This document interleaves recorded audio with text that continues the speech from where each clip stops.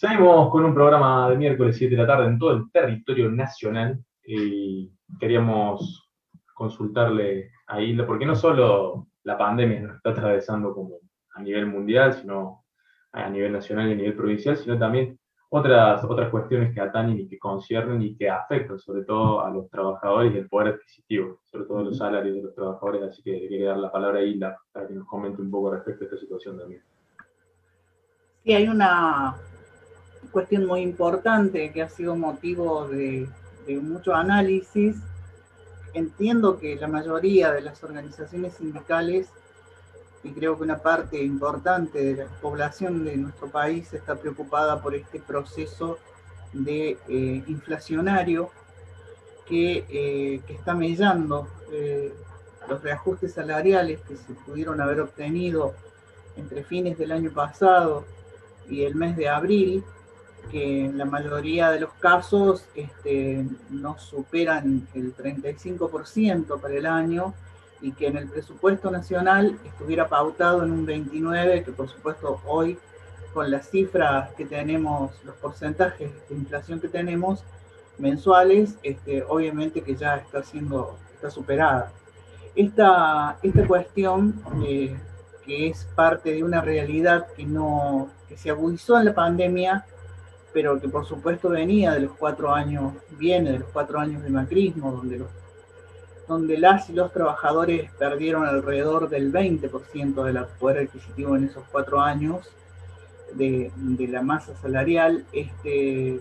Creo que en este camino, al irrumpir la pandemia, también se caen algunas de las intenciones del gobierno nacional, que era esto de lograr que la mayoría de nuestro pueblo pudiera comer y pudiera vivir dignamente.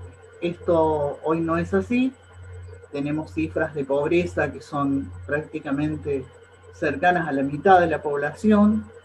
Tenemos cifras de indigencia, de desocupación, de trabajo no registrado, que son cifras muy importantes. Quiero aclarar que Córdoba no solo no escapa, sino que además tiene cifras que en algunos casos, como la desocupación en el Gran Córdoba, superan la media nacional. Y esto significa pobreza, exclusión, miseria, necesidades insatisfechas, etc. Las medidas, evidentemente, que, que tienden a impedir este robo que hacen los grupos concentrados del poder económico sobre los ingresos de las y los trabajadores del pueblo entero, tienen que ver con el carácter de la economía que tenemos. La economía que tenemos está concentrada y es dependiente. En ese sentido, la medida del gobierno nacional reciente de impedir la exportación de carnes para obligar de alguna manera, entre comillas, al sector a bajar los precios, fue respondida por la mesa de enlace, por supuesto, voceros del poder económico concentrado, con un paro. Ellos llaman paro, es un lockout patronal, porque como dicen algunas compañeras y compañeros, paro hace las y los trabajadores. Los garcas hacen lockout patronal. Esta medida ilustra sobre el carácter de estos grupos que son los dueños de los precios, digamos. Estos grupos económicos, que no son tantos, pero que manejan la economía, porque son los dueños de los alimentos, por ejemplo. Acá tenemos que 4 empresas prácticamente manejan las exportaciones de granos, de harina. Si uno va mirando por rubro, del arroz, los lácteos prácticamente Mastelone son los dueños, digamos, de la producción láctea. En el caso del arroz lo mismo, y se repiten los nombres: Molinos Río de la Plata, Cargill, Dreyfus, Arcor también, es una empresa que nació en esta provincia. Se reparten entre estos grupos toda lo que significa la producción y la exportación. Entonces, esta famosa historia de que nosotros estamos pagando los precios de los alimentos al mismo nivel de los precios que estas empresas lo exportan y se venden en Europa o en donde sea, nos da la pauta de que es un sector que solamente trabaja para la propia acumulación y no se integra a la cuestión nacional, ni se va a integrar a ninguna cuestión que tenga que ver ni con el interés colectivo, ni con el bien común, ni con el bienestar de la ciudadanía, sino que van a seguir acumulando ganancias, van a seguir con el mismo ritmo, porque en realidad el poder lo están ejerciendo y lo que están dejando de alguna manera explícito es que el gobierno que fue electo en las urnas no toma las decisiones, que las decisiones las toman ellos. Y este es el mensaje permanente de estos grupos, bueno, ahora con lo de la carne, pero viene siendo así desde hace tiempo. Al no haber retenciones, este es un detalle no menor, esto sirve para ilustrar en general a quienes por ahí se pliegan inconsciente e ignorantemente, ignorantes totales, a una demanda del campo, que el campo somos todos, el campo no solo que no somos todos, sino que además no van a estar nunca con nosotras ni con nosotros, no van a estar porque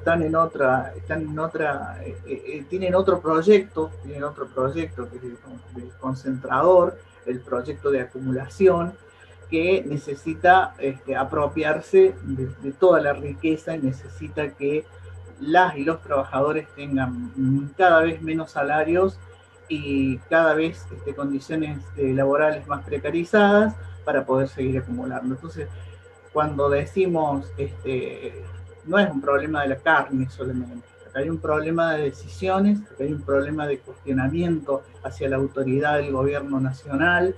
Lamentablemente en Córdoba tenemos el discurso bueno, en este caso del vicegobernador, diciendo que el compromiso de este gobierno con el campo es inamovible, como si no lo estuviéramos viendo, que es inamovible, que es un compromiso, un acuerdo de carácter firme, que ha transcurrido durante muchos años y que hace que hoy la provincia tenga niveles de acumulación de riqueza importantísimos con estos grupos de los agronegocios, los desarrollistas, y por otro lado cifras pavorosas de pobreza, de indigencia y de desocupación. Entonces esta distribución absolutamente arbitraria e inequitativa es la que nos produce, no solo en Córdoba, sino en el país, estas situaciones y nos llevan a este proceso inflacionario con el que se pretende condicionar absolutamente al gobierno nacional para evitar toda medida que les quite una sola posibilidad de acumulación como la que vienen teniendo. Entonces me parece importante que desde las organizaciones sindicales se esclarezca este tema, sobre todo ante las y los trabajadores, para que se razone sobre qué es lo que está en juego cuando hay una medida de esta naturaleza y cuando vemos que el bolsillo se vacía brutalmente cuando vamos a hacer compras mínimas. Entonces, esto nos parece muy importante que haya una conciencia sobre esto. Y sobre todo me quedé pensando en el momento en el que nombraste Todos somos el campo, Todos somos Vicentini, bueno, todas esas consignas. Yo pasé el CBU, no me llegó nunca la transferencia de Vicentini. Pero al margen de eso, los oligopolios no solo concentran riqueza, sino también concentran el poder y tienen un apoyo de los medios hegemónicos que trabajan también para que todos aquellos que somos de clase trabajadora, clase media, baja, tengamos una falsa conciencia de clase o seamos de alguna manera desclasados y marchemos al lado de algunas personas que lejos están de querer ser parte de un proyecto que logre y que facilite que el país tenga un crecimiento real de una paciente. Así es, Matías, así. El blindaje es muy importante. No me quiero meter con nadie en especial, pero hoy Macri dijo que Mario Pereira había sido como un padre, sin duda. No voy a hablar de la memoria de nadie, pero... No vamos a hacer valoraciones, pero bueno, ya sabemos hacia dónde van dirigidos esos tipos de medios de comunicación y a quienes protegen y cuáles son los intereses que tienen generado. Pero bueno, ya nos estará esperando nuestro entrevistado, así que tenemos que seguir con el curso natural del programa. Hugo, ¿cómo seguimos? ¿Cómo continuamos el día de hoy? Excelentes palabras de la compañera Hilda, también acá del compañero Matías. Y bueno, lo tenemos en el Zoom al compañero Juan Miguel Lescano, que él es secretario general de la UPC de Cruz del Eje y también es secretario general de la CGT de Cruz del Eje. Así que del otro lado de la línea está la compañera Hilda Busto, acá en el estudio está Matías y yo. Te saludamos, compañero Juan, te decimos buenas tardes, ¿cómo te va? Tienes que poner el micrófono. Nos lleva puesto la tecnología. Buenas tardes, Hugo. Buenas tardes, Hilda y Matías, y buenas tardes a todos. Hola Juan, gracias, sí, gracias por estar acá con todas y con todos. No, Hilda, todo lo contrario, es un gusto. Yo saltaba en una pata cuando me mandaron el mensaje que Hugo me mandó. Yo voy a estar con Hilda Busto. Hemos compartido un escenario una vez, pero así sí, muy rapidito. Sí. Bueno, Juan, vos tenés la responsabilidad no solamente de ser el secretario general de la UPC, que ya es mucho en la zona, sino que además cargas con una responsabilidad en una zona que tiene muchas contradicciones, que ha sufrido muchas circunstancias que hacen que, una parte de la población históricamente haya sufrido bastante las consecuencias de los planes económicos. ¿Cómo describirías la situación hoy de Cruz del Eje y de la zona, digamos, de esa zona tan importante de Córdoba? Bueno, la zona nuestra tiene una característica que parece de eterna postergación, ¿no? Entonces es cuando el país está muy bien, nosotros estamos más o menos. Y cuando el país está mal, nosotros trinamos. El hambre es muy profundo, el desempleo es muy alto, las desigualdades son enormes, son muy grandes las desigualdades. Ya tenés una parte del casco céntrico de Cruz del Eje donde vos ves una realidad y te vas alejando de esa realidad y te vas encontrando con una realidad que te golpea fuertísimo.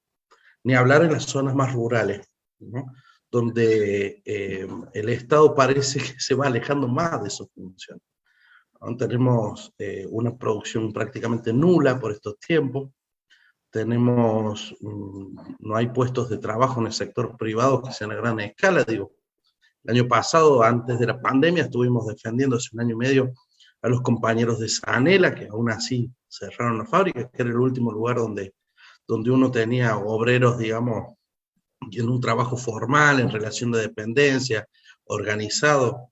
Nos cerró Quilpo y por detrás de la cantera cerraron el pueblo, donde el compañero le daban el telegrama de despido y al mismo tiempo una orden de desalojo y no terminaron de sacar sus cosas de adentro de la vivienda, que pasó una topadora y no dejaba nada. Bueno, ahí en esos lugares donde uno le toca representar un trabajador que en nuestra zona es gran parte estatal y otra gran parte es de la economía popular, ¿no? Que se están organizando de a poco, pero que tenemos muchísimo desempleo, muchísimo. Digo, había funcionado acá el sector olivícola, que fue impresionante en una época. En los 90 se devastó, porque hubo una zona franca que empezaba a 80 kilómetros de Cruz del Eje, que promocionaba el olivo, que era el límite entre Córdoba y La Rioja, y todo lo que era La Rioja se subvencionó, y lo nuestro, el producto terminó siendo inviable. Lo poco que queda terminan en 5 aceiteras, y que para esas 5 aceiteras hoy también están trayendo el fruto de La Rioja. Teníamos en los años 60 un ferrocarril impresionante, ¿no? Un taller que hoy, esos talleres nuevos que nunca fueron inaugurados, tenemos una cárcel. Y tenemos escuelas, gracias a Dios, en cada uno de esos parajes, y que termina siendo lo que atraviesa cada una de esas comunas. ¿no? La escuela cumple esa función de un Estado presente, pero desde ahí, desde ahí. Nosotros organizamos la CGT Cruz del Eje después de casi 30 y pico de años, porque hace poco en el último juicio de lesa humanidad estuvo en el banquillo Meira, que fue el encargado de disolver en la CGT y bueno, y torturar y apresar y desaparecer compañeros de aquella CGT, y nosotros la formamos hace 8 años. Hace 8 años nuestro compañero Marito Sosa empezó, y nos encontramos con que no teníamos gremios con gran representación, porque cada vez era poco el trabajo que teníamos en relación de dependencia. Entonces, desde los gremios estatales, un poco el gremio de los peones rurales, en ese momento todavía estaba Quilpo funcionando, Sanela, bueno, nos organizamos, ¿no? Y empezamos. Y hoy nos encontramos con una realidad que es muy dura, ¿no? Los gremios mineros no existen más acá, ¿no? Los compañeros que representaban la NAUOM no están más.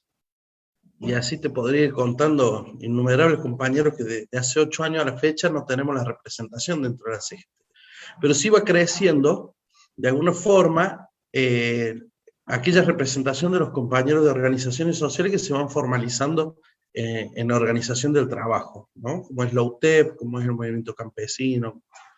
Con esa realidad nosotros nos hace que la forma de representación tradicional que tenemos en el sindicato la tenemos que ver desde otro lugar, ¿no? Porque por ahí nosotros tenemos una mirada de nuestros representados en relación de dependencia, y sobre todo los que somos estatales, que podemos ir y decir, bueno, vamos a hacer un paro. Bueno, ahora tenemos otros representados, que es muchas veces un trabajador sin trabajo, que es su propio empleador, a través del autoempleo, o que está en relación, qué sé yo, de dependencia en una situación muy frágil. Bueno, todas estas cuestiones a nosotros nos hicieron que mudemos nuestra forma de representar, mirar, y cuál era el ámbito de aplicación de la política de la CGT. Bueno, un poco traté de ser sintético, pero en el medio nos han pasado cosas muy duras. En el año 97 hubo 3 grandes cortes de ruta en todo el país, que fue Tartagala en Salta, Utralcones Sur y Cruz del Eje acá en el medio. Lejos de encontrar alguna solución, nos encontramos con que en vez de generar empleo, generamos la asistencia del Estado, que por un lado venía a subsanar el hambre, pero por el otro lado anuló al trabajador, lo anuló. Entonces, cada gobierno que va pasando trata de solucionar el problema del hambre y la desocupación con un plan y no con una política pública que permita generar empleo genuino en nuestra zona, ¿no? Entonces, bueno, le digo, en el medio nos han pasado cosas durísimas, durísimas. Es un pueblo y es una zona muy politizada, pero además tiene cultura política, ¿no? Hay mucha gente que se acerca con mucha nostalgia a la CGT, nos dice, yo era delegado de Ferroviario, o era de la Unión Ferroviaria, o era de la Fraternidad, o era de los maquinistas, o bueno, de la cerámica de Cruz del Eje, que era tan famosa en una época. Fui delegado de Quilpo, ¿no? Bueno, hoy no quedó absolutamente nada de eso en pie. Entonces, para nosotros se nos presenta un desafío. ¿Cómo nos organizamos desde el movimiento obrero para dar batalla, pero también para proponer salidas que nos permitan generar más empleo y empezar a sentir que organizados podemos tener una diferencia a lo que estamos viviendo hoy, ¿no?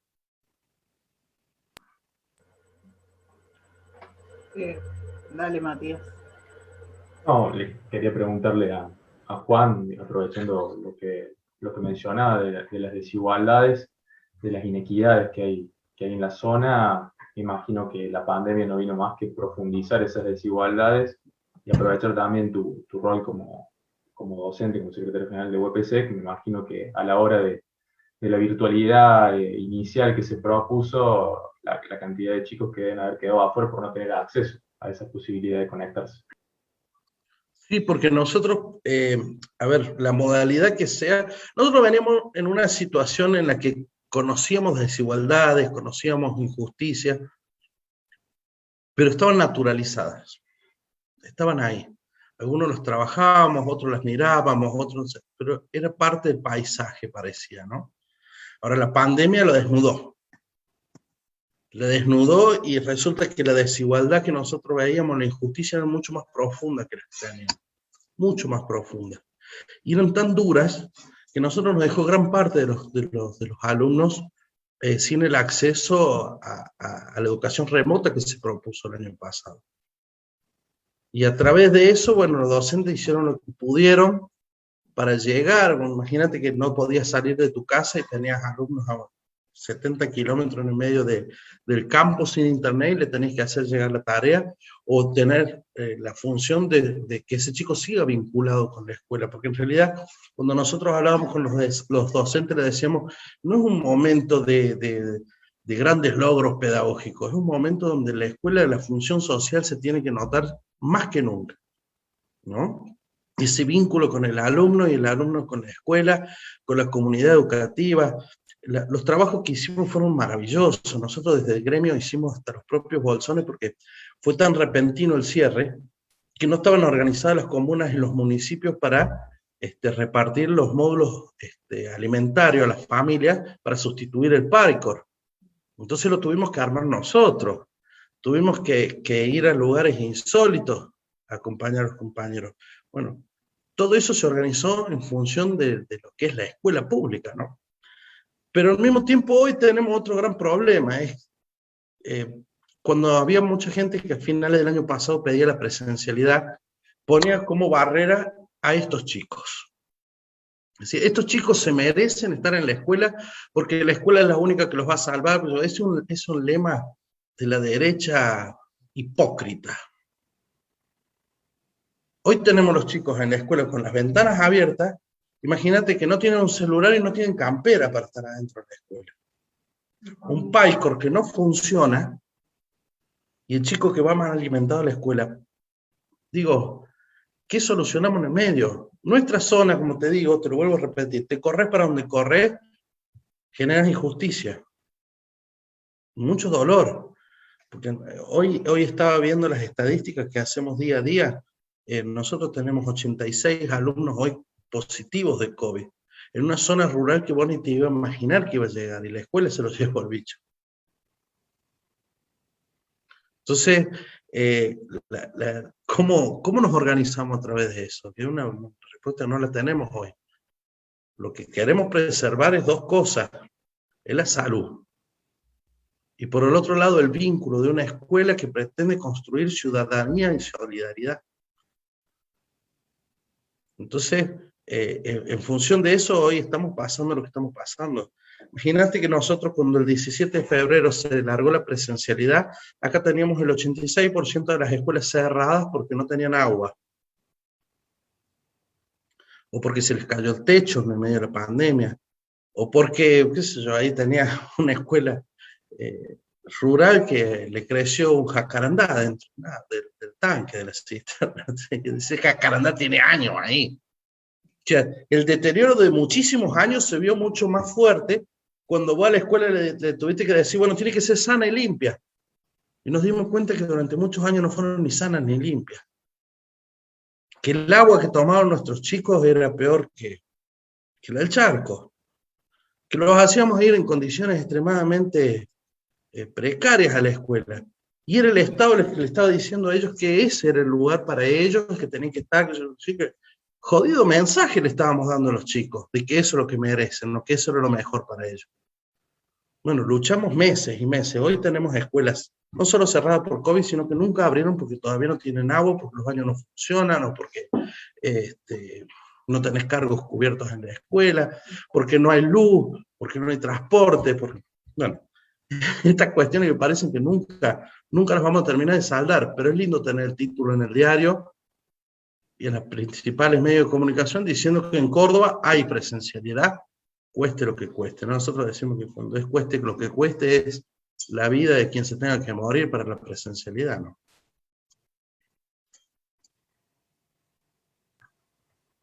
Juan.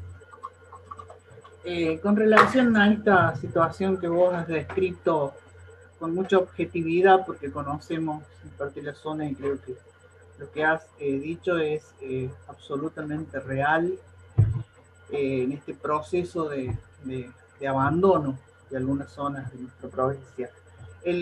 Bueno, el gobierno provincial ¿tiene algún plan, programa, proyecto, acción destinada al desarrollo de alguna actividad o de alguna producción en este momento, o que ustedes conozcan que esté visualizándose? No, siempre hubo algunos esbozos. Lo que pasa es que es muy difícil organizar la sociedad en función de intereses por ahí muy concretos y muy puntuales, ¿no? En realidad, todo el mundo habla hoy del turismo, ¿sí? Y hay algunas expresiones turísticas con el dique nuestro, con los ríos, con las estancias jesuíticas que tenemos en el departamento, con aguas termales que tenemos en el departamento. Todo eso se va organizando, pero no hay un incentivo del Estado para que el privado invierta. O sea, ¿qué es lo que tenemos en claro nosotros? Lo tiene claro cualquiera. Para el desarrollo turístico, vos no necesitas la inversión del Estado. Vos lo que necesitas es la materialidad política, impositiva e infraestructura para que el privado invierta. El privado va a ir donde le dé plata. Así funciona el capitalismo. O sea, si no le es redituable, si vos, por ejemplo, acá cerca de Sarrazuela, hay un lugar que se llama el Quichos, que tiene aguas termales. Quisieron perforar en el patio de la escuela para conseguir agua para la escuela y encontraron que había aguas termales. Bueno, pero eso pasó hace 30 años, recién ahora a alguien se le ocurrió limpiar el hueco donde caía el agua, ¿no? Pero, ¿cómo puede un privado invertir ahí si el Estado desde hace 25 años dice que va a arreglar el camino para llegar ahí? Es inaccesible, ¿no? Nosotros tenemos un dique donde provee canales de riego que en ese momento que se hizo fue una obra faraónica, pero nunca más se le pasó ni siquiera una máquina para limpiar los canales de riego, ¿no? Donde los productores campesinos hoy deben fortunas al consorcio de riego que tampoco le permite la reinvención, porque yo tengo una visión del productor agropecuario que es extremadamente extractiva en la zona nuestra. Levanta, cosecha, la saca y no la vuelve a invertir acá. De hecho, siguen con los campos inundándolos en vez de con riego tecnificado, ¿no? Bueno, y por el otro lado tenemos el dique de Cruz del Eje, donde vos querés hacer un desarrollo turístico, pero nada está permitido, parece, por hidráulica. Entonces, no parece haber una solución objetiva. Algunos creemos que estamos en un sector estratégico del noroeste, donde la ruta 38 nos atraviesa y te lleva de Chile a Buenos Aires, ¿no? Y también te lleva al norte. Digo, la zona nuestra está en un lugar donde hay salida para donde mires de la producción de lo que hagas. Ahora, las rutas están destruidas para el sector nuestro. Están destruidas. El gas natural pasa, llega a la ciudad, pero no pasa por los sectores donde se iba a hacer supuestamente parque industrial, ¿no? Entonces vos decís, bueno, ¿cómo el Estado no toma las decisiones que tiene que tomar para generar las condiciones apropiadas para que el privado venga e invierta, ¿no? Bueno, esos son todos interrogantes. Nosotros, de todos modos, desde la CGT hace poco hicimos una propuesta en la que estamos trabajando de donde podemos armar una mesa sectorial donde nos podamos sentar a discutir estas cosas. Porque así hay que hacer algo de mea culpa desde el sector nuestro, digo, como cruzelejeño, como noroeste cordobés, es que nunca nos sentamos a definir qué perfil queríamos para que las condiciones políticas, materiales y de infraestructura se puedan desarrollar, para ver que, digo, Villa Dolores, por ejemplo, en su momento hizo de la papa todo el desarrollo, ¿no? Bueno, hay otras ciudades donde se definió un perfil, apostaron a eso y se crearon las condiciones materiales para desarrollarlo. Bueno, en la zona nuestra aún es muy difícil ponernos de acuerdo. Le recordamos a la audiencia que estamos en diálogo con Juan Miguel Lescano, que es secretario general de la CGT de Cruz del Eje y secretario general de UPC mientras lo veo tomar mate, me está dando unas ganas inaguantables de tomar mate. No te puedo convidar por el COVID.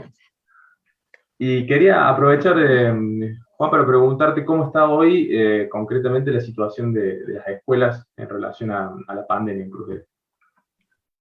Bueno, te puedo dar un dato objetivo porque mi compañero, el secretario adjunto, le encantan las estadísticas. Entonces, todos los días el hospital larga la cantidad de contagiados, casos activos, y él lo hace en función de las escuelas, ¿no? Todas las escuelas le van pasando a través de un drive todos los datos. Mira, desde la semana pasada a la fecha tenemos 96 burbujas aisladas. Tenemos 53 docentes con COVID positivo, activos. Tenemos 98 docentes dispensados por contacto estrecho.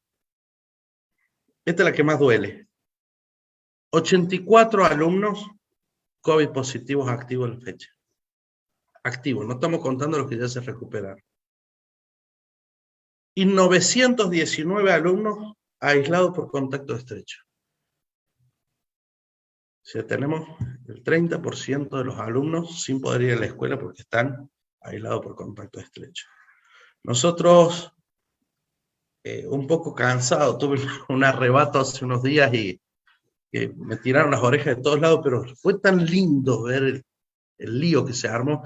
Tengo un amigo que me escribió después que vi una conferencia de prensa que yo hice, me dice, vengo con paja y fuego, me encantaría que arda, ¿viste? Entonces hice una conferencia de prensa donde le dije a los docentes, no esperemos más, dispensémonos todo y vámonos todos a la virtualidad. Y le dije a los padres, señores padres, no manden más los chicos a la escuela hasta que pase este quilombo. Hice una conferencia, pues, por supuesto, explotó por todos lados. Los aprieta el Ministerio de Educación, pero llegaron en el acto. En el acto. Al mismo tiempo, estuvimos en la Municipalidad de Cruz del Eje, en contacto con los jefes comunales de la zona y los intendentes, para que elevaran los decretos de cierre. Bueno, nos encontramos de que los intendentes ya no tienen la potestad de su pueblo, ¿no? Entonces hay un COE educativo que es el que resuelve qué escuela se cierra y cuál no. Y de todos estos datos que te dije, cerraron 2 escuelas, ¿no? Que eran las menos afectadas. Es una cosa de loco, es como diciendo, sí, bueno, yo te doy, pero te voy a dar lo que yo quiera, ¿viste? Bueno, hoy hay un despelote porque muchos docentes hicieron un llamado a la rebelión. Hay muchos directivos y algún inspector también que ha decidido cerrar las escuelas, pasarla a la virtualidad.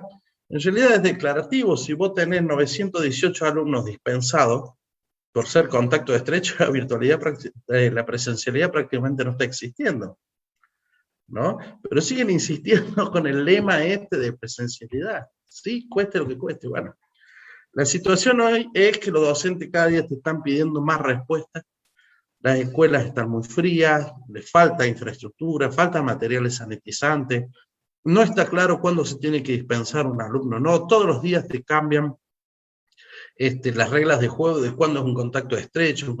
Resulta que a medida que va pasando el tiempo en las escuelas, las normas internacionales de la Organización Mundial de Salud no se aplican. O sea, el virus en la escuela es menos agresivo. Eso es una novedad impresionante, porque antes vos te decían, si vos 14 días el periodo de ventana, bueno, no, ahora son 5, muchachos. O sea, nos tendremos que ir toda la escuela, viera qué rápido se acaba la pandemia.